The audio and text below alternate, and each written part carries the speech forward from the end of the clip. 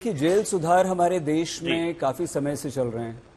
किरण बेदी एक आपके साथ भी एक अधिकारी रही हैं जिन्होंने आपके और शाजिया जी दोनों के साथ झंडा बुलंद किया है अन्ना आंदोलन में। आप भूल रहे हैं उन्होंने जेल में कितने सुधार किए हैं। और हम लोग जब से पढ़ते लिखते आए हैं स्कूल कॉलेजेस में और उसके बाद नौकरी में भी आए हैं तो हमें जेल में हमेशा सुधार ही नजर आया है। कैदी अब वो पहले के कैदी नहीं रहे और वो फिल्मों वाली जेलें और फिल्मों वाला अमानवीय व्यवहार जेलरों का शायद बिल्कुल भी नहीं है। मैं अपनी बात कर रहा था, बस लगा रेफरेंस दे दूं आपको। और वो सत्येंद्र जैन के हमें सत्येंद्र जैन के भी हमें पिक्चर्स अंदर के मिले हैं, जेल के वीडियोस मिले हैं, वो भी आपने देखे होंगे। हम डाइवर्ट कर जाएंगे, अपनी बात पूरी कीजिए प्लीज। अंसारी साहब, only the sure wear knows where the shoe pinches, कहना बहुत आसान है। जेल में कितना सुधार हो गया है वो आपको जेलों में जाके पता लगेगा कि क्या सुधार और कितने नहीं है। मुझे लगता है कि उस पर बहुत लंबी डिबेट हो सकती है, लेकिन मैं एक पिन पॉइंट एग्जाम्पल पे करूंगा। स्टैन स्वामी जी का नाम आपने सुना होगा। 83 ईयर्स की एज का एक आदमी को टेररिज्म के आरोप में, जो आज तक सिद्ध नहीं हुआ, जिसपे कुछ हो नहीं पाया, जेल में बंद कर दिया गया। 80 साल का आदमी, 83 ईयर्स का आदमी बार बार ये कहता रहा मुझे फूड पाइप से खाने की जरूरत है, और लगातार इस बात का विरोध करा गया केंद्रीय एजेंसियों के द्वारा कि नहीं फूड पाइप की जरूरत नहीं है, और अल्टीमेटली उनकी डेथ हो गई। यूनाइटेड नेशंस ने इसके ऊपर कहा कि बहुत ही दुखद है कि किस तरीके से क्या करा जा रहा है। कैदियों को जबरदस्ती पहले तो कैदी बनाया जाता है, जबरदस्ती के इल्जाम लगाए जाते हैं झूठे सच्चे, और उसके बाद में उस आदमी की मृत्यु हो जाती है जो 83 ईयर्स का। क्या ये एग्जाम्पल आपके सामने नहीं है? और वो कोई चलता फिरता आदमी नहीं था। स्टैन आप देख सकते हैं, स्टैन स्वामी के बाद में आप ही की आज तक में बहुत रिपोर्ट्स आई हुई है। तो मेरा यह कहना है कि किस तरीके से केंद्रीय एजेंसियां यूज करती हैं और प्रेस के अंदर इंडिया का क्या रेटिंग्स है, यह भी आप अच्छी तरीके से जानते हैं। तो मुझे लगता है कि इस पे बहुत लंबी डिबेट हो सकती है, और जैसे आपने कहा सुधार होते रहेंगे, बहुत अच्छी बात है। हम भी चाहते हैं कि सुधार हो और हम भी उसके एक पार्ट है, हम उसमें मना नहीं कर रहे। लेकिन जो आज की सच्चाई है वो ये है कि जो केंद्र में सरकार बैठी हुई है वो इस तरीके से उसकी एक मोडस ऑपरेंडी रही है। वो गुजरात में भी इसी तरीके से काम करते थे और दिल्ली में भी इसी तरीके से काम कर रहे हैं। जिस सनातन की हम बात करते हैं, दुख मुझे ये होता है कि भगवान राम ने रावण तक से पूछा था कि आप इतने ज्ञानी हैं तो आप हमें कोई ज्ञान दीजिए। वहां पर भी इस तरीके से नहीं करा गया था कि दुश्मन है तो इसके टुकड़े ही कर दो, इसको तो मार दो, इसको तो खत्म कर दो। अरे सिकंदर ने भी अगर जब पोरस से पूछा आपके साथ क्या सलूक करा जाए तो उसने कहा जैसा एक राजा को राजा के साथ करना चाहिए।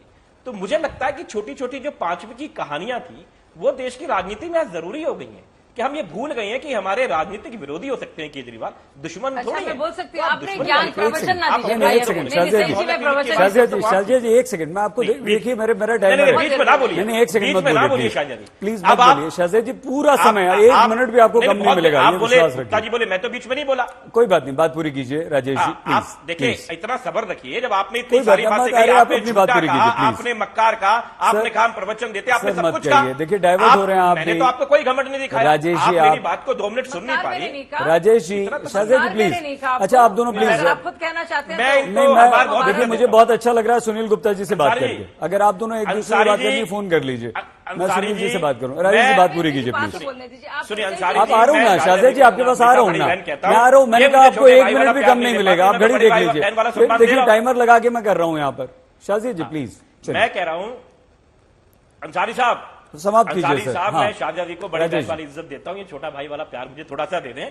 मेरे को कोई दिक्कत नहीं है, वो मुझे जो आरोप लगाना है जब उनको लगाना, देखिए उनकी भी मजबूरी है, पार्टी को रिप्रेजेंट करती है, उन्हें करना है। लेकिन मुझे अपनी बात तो कहने दीजिए। मेरा ये कहना है, इन्होंने प्रवचन कहा, मैं इसे प्रवचन नहीं कहते, ये देश की परंपरा है, आप इसे प्रवचन कैसे कह सकते हैं?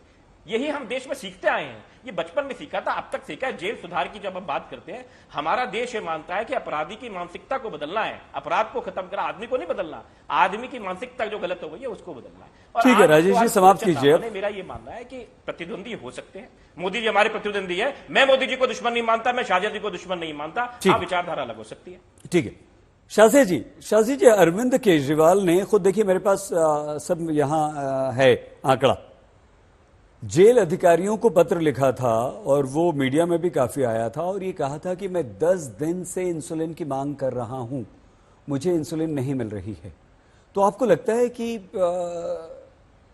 ये पत्र तो ठीक होगा, परेशानी होगी, तकलीफ होगी जब भी कोई कैदी, हम केजरीवाल या कोई और मुख्यमंत्री की बात ना करके एक कैदी की ही बात करें तो? सही जी, जब मैंने अपनी बात की शुरुआत की थी तो मैंने वहीं पे अप्रैल में के तीसरे हफ्ते में जो हुआ था उसी के बारे में बता रही थी कि वो इंसुलिन रिवर्सल दवाओं पर थे और तेलंगाना के एक डॉक्टर से प्राइवेट क्लिनिक में इलाज कर रहे थे और कई दिनों से नहीं ले रहे थे, मेटमॉर्फिन ले रहे थे। ये बाकायदा अदालत में इसकी डिटेल्स दी गई हैं, सब इसको जानते हैं। लेकिन वहां चापे उन्होंने कहा कि इंसुलिन नहीं मिल रहा है, फिर उनको इंसुलिन भी देना शुरू कर दिया गया। खैर वो अलग बात है। अब ये भाई हमारे राजेश छोटे भाई ने स्नेह के साथ में कह रही हूं कि भाई तुम्हें भी बोलना पड़ रहा है अपनी पार्टी के लिए, और इतना तो झूठ ना बोलो कि गलती से कभी सच बोलो तो कोई यकीन ना करे। इतना तो ना बोलो भाई, अब खुद अपने लिए। लेकिन उसको भी छोड़िए, इन्होंने पिक्चरों की बात की, तो क्या ये माना जाए कि जैसे पाब्लो एस्कोबार के वक्त में मेक्सिको कोलंबिया में जैसे जेल होते थे, यहाँ पे बाकायदा कोई भी आकर किसी को मार सकता है? और क्यों ऐसा कोई करना चाहेगा? मैंने आपसे उद्देश्य और मोटिव की भी बात की, तिहाड़ जेल के प्रशासन की भी बात की। मैंने आपको ये भी बताया कि ज्यूरिसडिक्शन है ही नहीं, वो दिल्ली सरकार का है। आप सब लोग ने देखा किसने अच्छे से मसाज करा रहे थे, सत्येंद्र जी पकवान खा रहे थे, आराम से सो रहे थे, रेस्ट कर रहे थे, और कोई ना कोई उनके हाथ पैर दबा रहा था। हम सब लोग ने वो देखा है। तो हम क्यों बार बार हमें बेवकूफ बनाया जा रहा है? कम से कम इतना ज्यादा खिलवाड़ खुद अपने साथ तो ये लोग ना करें। दूसरी जरूरी बात मैं इनसे कहना चाह रही थी कि लगातार अभी आपने देखा इनकी बातों में कोई दलील नहीं थी, कोई तार्किक आधार पर उन्होंने कोई बात नहीं रखी। बस ये कहा कि एक जानलेवा हमला हो सकता है। अब देखिए कितनी बार आप इसी बात को कहेंगे, कोई क्यों करना चाहेगा? आप क्या इतने इंपॉर्टेंट है कि सब सारे जो पूरा केंद्र की पूरी ताकत शक्ति आपकी सेहत के साथ खिलवाड़ करने में लगेगी?